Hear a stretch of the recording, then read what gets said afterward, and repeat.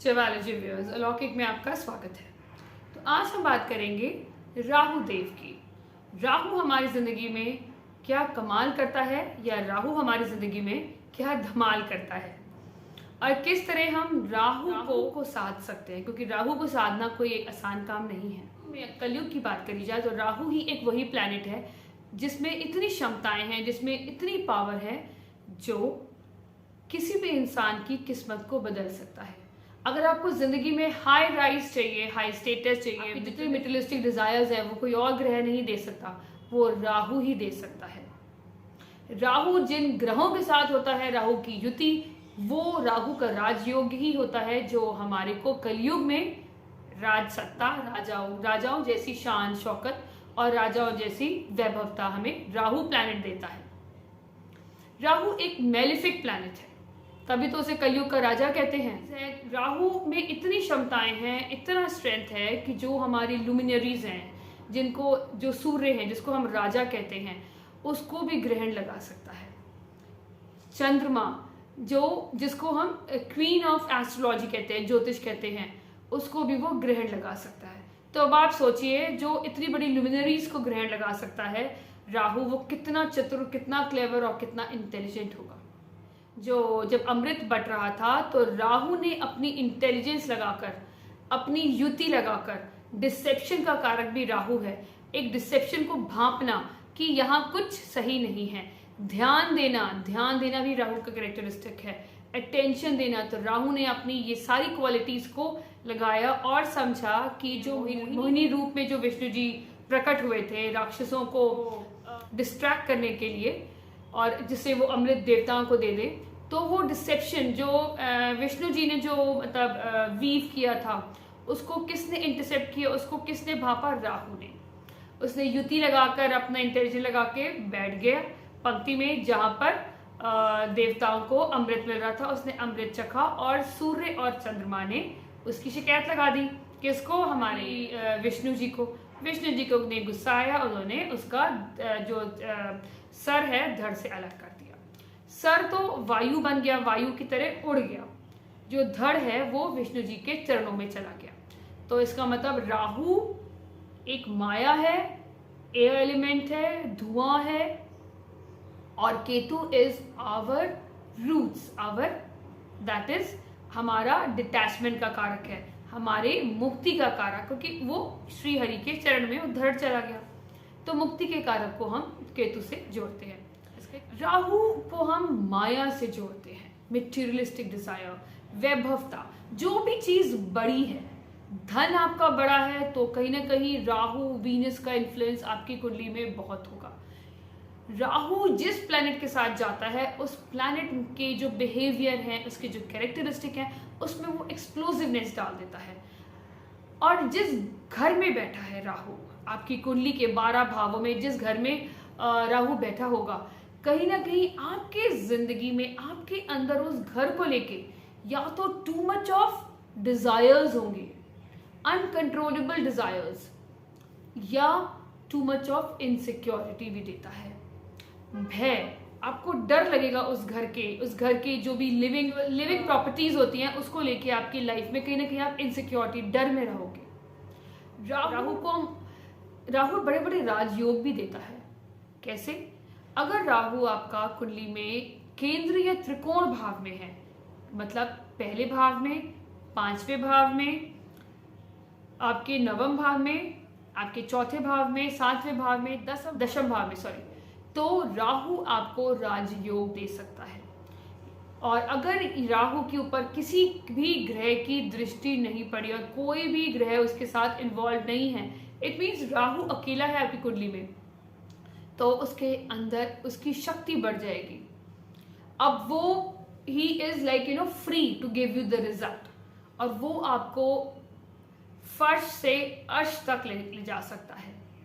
जितने भी बड़े बड़े पॉलिटिशियंस हैं, बड़े बड़े बिजनेसमैन हैं, कह सकते हैं, जिनको भी एक बहुत बड़ी एक्सप्लोसिव ट्रिमेंडस सक्सेस को जो उन्होंने टेस्ट किया है, वो राहु की दशा, अंतर्दशा, या कहीं ना कहीं राहु उनकी लाइफ में एक बहुत इंपॉर्टेंट रोल प्ले करता है। क्योंकि जब तक हमारी लाइफ में, देखो राहु क्या है, राहु इज स्टार्टिंग, राहु हमारी लाइफ की क्योंकि हम अपनी ज़िंदगी में कुछ, जब भी हमारा बर्थ होता है हमारे पास एक डिज़ायर होती है, उस डिज़ायर के साथ हम जन्म लेते हैं और केतु हमारी डिज़ायर्स को ख़त्म करता है। मुक्ति का द्वार केतु होता है। तो हम जिस डिज़ायर्स को लेके पैदा हुए हैं, तो शुरुआत is Rahu, starting is Rahu. Rahu का क्या है, अगर हम इसको स्ट्रक्चरली करेंगे, Rahu is all about our, Rahu has got fest, उसके पास एक अपना मुंह है, खाने का मुंह भी है और उसके पास मस्तिष्क भी है। तो राहु के पास दिमाग है, राहु के पास मुंह है। दिमाग से वो अपना इंटेलिजेंस यूज़ करता है और मुंह से उसे हर चीज़ की ग्रीड होती है। कहीं ना कहीं वो अब राहु आपको कैसे इफेक्ट करेगा, कहीं ना कहीं जब शुरुआत में जब आप कोई भी चीज़ करेंगे तो आपको कहीं ना कहीं, आप प्रॉफिट के लिए कोई भी बिजनेस करते हैं, कोई भी सेटअप करेंगे आप लाइफ में, कुछ भी चीज़ आप कमाएंगे, ऑब्वियसली बिजनेस, हर चीज़ में आपको प्रॉफिट की ज़रूरत होती है। तो जब प्रॉफिट आपकी ग्रीड में कन्वर्ट होता है, that is the influence of Rahu, कि मुझे और चाहिए, मुझे और चाहिए, मुझे और चाहिए, दैट इज राहु। इसका एक ये भी कैरेक्टरिस्टिक होता है कि वो बहुत ही एक्सप्रेसिव है, मतलब जहां भी जाएगा वो अपनी चीज़ों को एक्सप्रेस करेगा। जिस ग्रह के साथ जाएगा उसके गुण ले लेगा, उसके कारक तत्व ले लेगा। मून के साथ जाएगा तो मून की अच्छी क्वालिटीज ले लेगा, सन के साथ जाएगा तो सन की ले लेगा, और कहीं ना कहीं वो अपनी जो नेगेटिव उसकी जो कैरेक्टरिस्टिक है, जैसे ग्रीड, या अगर सन के साथ है तो कहीं ना कहीं उसके आपके अंदर ये होगा कि आपको फेम के लिए ग्रीड हो जाएगा, आपको अप्रिसिएशन के लिए ग्रीड हो जाएगा, अथॉरिटी को लेके आपके अंदर एक जुनून रहेगा, क्योंकि राहु इज जुनून। राहु को हम जुनून से भी देखते हैं, राहु को हम फॉरेन से भी जोड़ते हैं, विदेश को भी राहु से जोड़ते हैं। तो मैक्सिमम ये भी देखा गया है, किसी की दशा अंतर्दशा अगर आपके कुंडली में और भी योग हैं तो राहु की दशा में आप फॉरेन कंट्री जा सकते हैं। जब पहले लिखी गई थी हमारी ज्योतिष, उस टाइम पे, उस जमाने में फॉरेन को मतलब देश, एक तरीका हो गया देश निकाल देना, अपनी मातृभूमि से छोड़ के दूसरे देश में जाना was not consider very good, एक बहुत ऑस्पिशियस नहीं मानते थे। बट आजकल तो एवरीबडी, क्योंकि राहु इज फॉरेन, अनऑर्थोडॉक्सी है ना, out of the box ideas, वो चीज़ें करना जो लोग नहीं सोचते करने का। तो राहु वो चीज़ें करता है जो मैक्सिमम कोई सोचता नहीं है। तो Rahu is all about planning, Rahu is diplomacy.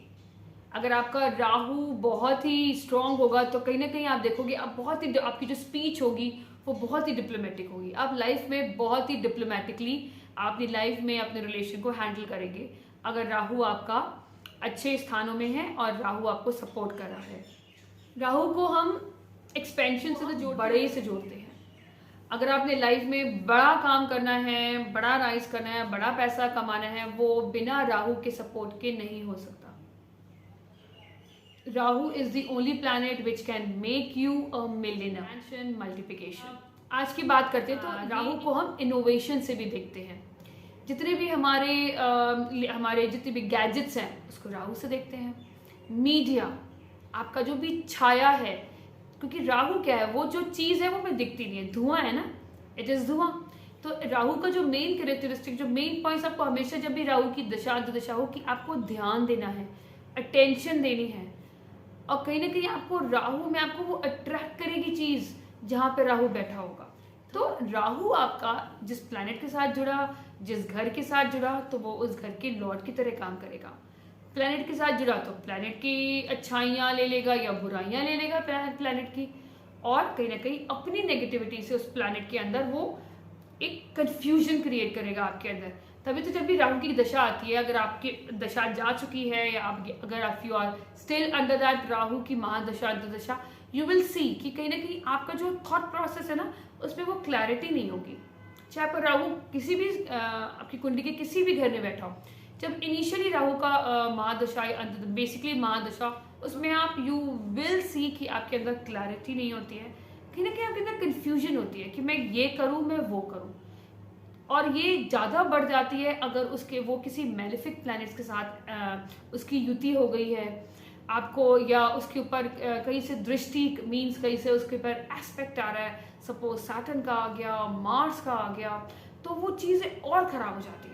अब आपकी क्लैरिटी अब धुएं में हो गई। अब जब कहते हैं ना, जब हम जाड़ों में निकलते हैं तो there is a fog everywhere, तो फॉग में आपको क्या कहा जाता है? ध्यान से चलो, ध्यान रखो, अटेंशन दो। यही राहु मांगता है। राहु आपका जिस घर में आएगा, जिस प्लैनेट के साथ जुड़ेगा, जिस प्लैनेट की सीरीज में जुड़ेगा, अगर आप ऋग्वेद नाड़ी में वो सीरीज बनती है, उसमें जो जो प्लैनेट राहु के साथ उनकी लिंकेज होगी, आपको कहीं ना कहीं उन प्लैनेटों उन चीज़ों से आपको प्रॉब्लम भी आ सकती है, क्योंकि आपको उन सब चीज़ों पे आपको ध्यान देना है, आपको अपनी अटेंशन देनी है। क्योंकि अगर आप नहीं देंगे ना, तो राहु का काम है नेगेटिविटी से भरा होता है राहु, क्योंकि बेनिफिक है, तो वो एक्सप्लोड हो जाएगा, देन आप समझ ही नहीं पाओगे है क्या। तो इसीलिए आपको एक क्लैरिटी होना बहुत ज़रूरी है। यू टू अंडरस्टैंड कि राहु से हमें डरने की ज़रूरत नहीं है, बट राहु एक हमारे लिए इट्स अ ब्लेसिंग ऑल्सो, क्योंकि आज के टाइम में जो टेक्नोलॉजी है, जितनी भी इनोवेशन है, अगर आपकी electricity is all about Rahu, हमारे जितनी भी लग्जरियस आइटम है उसमें भी राहु का बहुत बड़ा रोल है। आप उन चीज़ों को भोग करें, बस उन चीज़ों के दास ना बन जाएं। आप राहु के मतलब आवेश में ना आ जाएं, उसके इन्फ्लुएंस में ना आ जाएं कि मुझे और चाहिए, मुझे और चाहिए, अब क्या अब क्या अब क्या। क्योंकि राहु का काम है मल्टीप्लिकेशन का, चेन रिएक्शन। तभी जो न्यूक्लियर बॉम्ब्स होते हैं वो भी राहु ही है, क्योंकि वो एक के बाद चेन रिएक्शन है। तो मतलब वो चीज़ जिसका कोई खत्म नहीं, जिसकी कोई बाउंड्रीज नहीं है, दैट इज राहु। इसकी जो डायरेक्शन होती है साउथ वेस्ट होती है। तो आप जरूर ये देखेगा कि अगर आपकी कुंडली में राहु बहुत ही अफ्लिक्टेड है, तो कहीं ना कहीं आपके साउथ वेस्ट, जहां भी आपके पूरे घर में आपका साउथ वेस्ट डायरेक्शन होगी, उसमें कुछ ना कुछ प्रॉब्लम होगी, खामी होगी। तो बेटर है उस चीज़ को आप रेक्टिफिकेशन कराएं, उस चीज़ को आप रिपेयर कराएं। कोई भी अगर इलेक्ट्रॉनिक सामान है which is not in a workable condition, आप उसको अपने घर से डिस्कार्ड करें। तो क्विकली आप वील अंडरस्टैंड कि हम राहु को साध कैसे सकते हैं, दो विचेज किसी के बस की नहीं है, साध नहीं सकते। मतलब राहु को हम बहुत ज़्यादा कंट्रोल नहीं कर सकते, कोई भी नहीं कर सका। व्हाट वी कैन डू, एक लिटिल बिट ऑफ रेमिडीज हैं, वो आपकी ज़रूर हेल्प करेंगी। राहु का जो सर काटा था वो श्री विष्णु जी ने काटा था।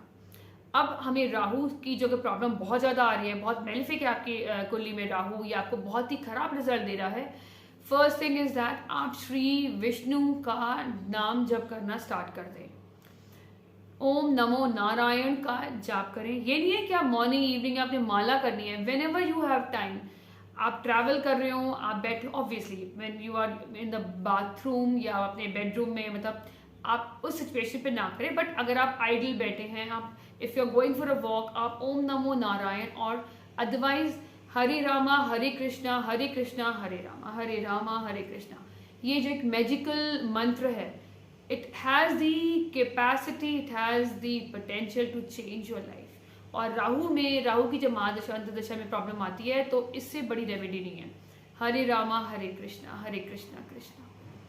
मुझे याद है जब when I was having this Rahu की महादशा, when I was really young, 19-20 years, तो बहुत चीज़ें चेंज हो जाती है। पूरा 180 डिग्री आपकी लाइफ चेंज हो जाती है राहु के पीरियड में। आपकी हर चीज़ चेंज, आपके थॉट प्रोसेस सबसे पहले चेंज होते हैं। और जिस घर में राहु बैठा है, उन घर की जो लिविंग, जो रिश्ते हैं जिन घरों से, वो कहीं ना कहीं वो राहु उनमें प्रॉब्लम दे सकता है, अगर उसके पास सैटर्न का भी एस्पेक्ट है। तो पूरी 180 डिग्री आपकी लाइफ चेंज हो जाती है। तो मुझे किसी ने कहा था, आप सिर्फ ये करो, हरे रामा हरे Krishna. I did it for some time, because उस टाइम पे इतना ज़्यादा एस्ट्रोलॉजी का कुछ नहीं था, लोग सीरियस भी नहीं लेते थे एस्ट्रोलॉजी को, ज्योतिष को बहुत ज़्यादा नहीं, और शायद मैं भी नहीं लेती थी, क्योंकि हमारे घर में मतलब एस्ट्रोलॉजी को लेके कोई ऐसा कल्चर था नहीं। जैसे मैं ज्योतिष में आ गई हूँ, like this, I am the first person in my family, तो इतना अवेयरनेस नहीं थी। कुछ टाइम के लिए किया, then I stop doing it, क्योंकि हमें लगता है इंस्टेंट रिजल्ट हो, ऐसा कुछ नहीं होता। कुछ टाइम के लिए किया होगा, कुछ दिन के लिए, देन मतलब बहुत सी चीज़ें होती हैं, आप पढ़ाई लिखाई करते हो, आगे जॉब्स करते हो, नई टाइम हुआ, आपने सीरियसली लिया, देन बट कुछ सालों के बाद मैंने रियलाइज़ किया कि ये मैंने गलती करी थी। अगर मैंने वो पूरे टाइम पे अगर मैंने वो किया होता, तो बहुत सी चीज़ें आपकी लाइफ में अच्छी होना शुरू हो जाती है। क्यों? क्योंकि राहु आपकी को कंट्रोल, आपके कहीं ना कहीं थॉट प्रोसेस क्लियर होते हैं, ठीक है ना। तो आप ये ज़रूर करें। आप, this is the best remedy. Hare Rama हरे कृष्णा, ओम नमो नारायण माला करें, या वैसे ही नाम जप करें। दूसरी बेस्ट रेमेडी है प्राणायाम। राहु आपकी जो आपकी मति है वो हर लेता है। तो कहीं ना कहीं आपको अपनी ब्रीदिंग, क्योंकि अगर आपका जो मस्तिष्क है, जो हमारा दिमाग है, वो उसमें ऑक्सीजन अगर हमारी भरपूर मात्रा में जाएगी तो हमें कहीं ना कहीं हमारे थॉट प्रोसेस क्लियर होंगे, हमारे अंदर क्लैरिटी आएगी। तो आपको क्या करना है, आपको प्राणायाम करना है, उसको अपनी लाइफ में इंक्लूड करें। मॉर्निंग में प्राणायाम करें, चाहे 5 मिनट के लिए करें। आपकी जब ब्रीदिंग डीप ब्रीदिंग लेंगे तो उससे आपकी जो भी इल्यूजन है आपके धीरे धीरे क्लियर होंगे, आपके थॉट्स क्लियर होंगे, आपके पास आइडियाज आएंगे, आपको क्लैरिटी होगी towards your path, towards your life. Third remedy I would say कि जो स्वीपर्स होते हैं, है ना, आप उनकी रिस्पेक्ट करें, कोशिश करें आप उनको अगर कुछ उनकी किसी तरीके से आप फाइनेंशियली या आप उनको कोई चीज़ डोनेट करके उनकी हेल्प करें, उनकी डिसरिस्पेक्ट ना करें। Fourth one is that toilet cleaning भी, आप अपने घर का टॉयलेट क्लीन करना शुरू कर दीजिए with acid, very carefully with acid आप अपने टॉयलेट क्लीन करने लग जाइए। धीरे धीरे आपको फर्क दिखने लग जाएगा, क्योंकि एसिड का कारक भी राहु है दिशा में। If you are having a problem, आप हनुमान चालीसा, आप बालाजी की शरण में जा सकते हैं, मगर बेस्ट तो जो ओम नमो नारायण और हरे रामा हरे Krishna, this is the most magical mantra I would say. ये बहुत चीज़ें आपकी लाइफ में बहुत मतलब सुकून आपको देगा, क्योंकि सबसे पहले जो इफेक्ट राहु की दिशा करती है वो आपको मेंटली करती है। चाहे राहु किसी भी घर में होगा, सबसे, क्योंकि राहु सर है ना, सबसे ज़्यादा आपको इफेक्ट करेगी आपको मेंटली। सो आई होप ये वीडियो आप लोगों के लिए हेल्पफुल होगा। अगर आपको वीडियोस पसंद आते हैं, काइंडली सब्सक्राइब टू अलौकिक, लाइक करें, शेयर करें। Thank you so much, stay blessed.